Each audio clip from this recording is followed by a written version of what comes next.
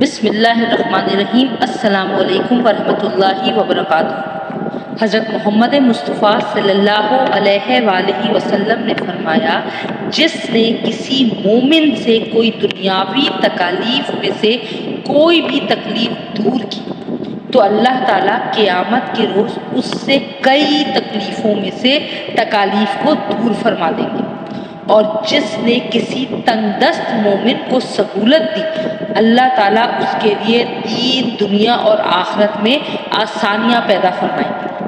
صحیح مسلم حدیث number 2699۔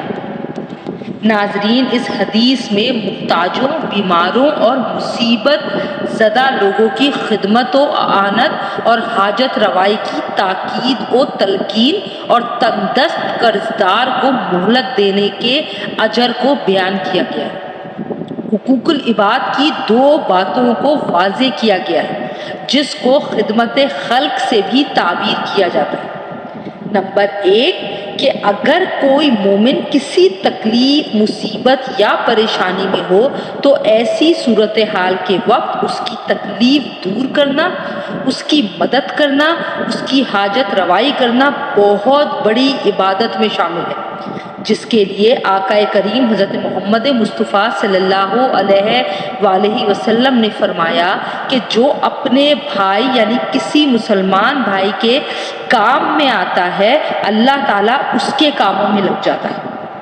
Number 2 اگر کوئی مومن محتاج، بیمار، تنگ دست، غریب اور مسکین ہے تو اس کی خدمت، اعانت و مالی مدد کرنا، اور کسی مقروض نے کسی سے قرض لیا ہے تو اس کے قرض میں اسے مہلت دے کر سہولت پہنچانا بھی انتہائی اجر و عظیم کا کام ہے۔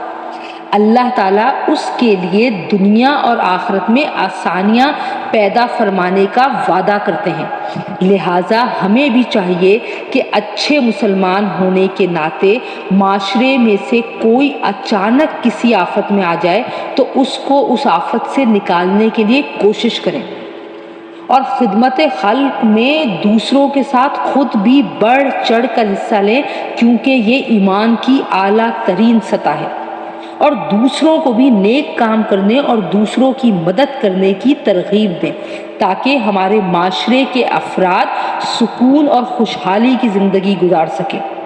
اسی میں فلاح اور دین کی کامیابی ہے۔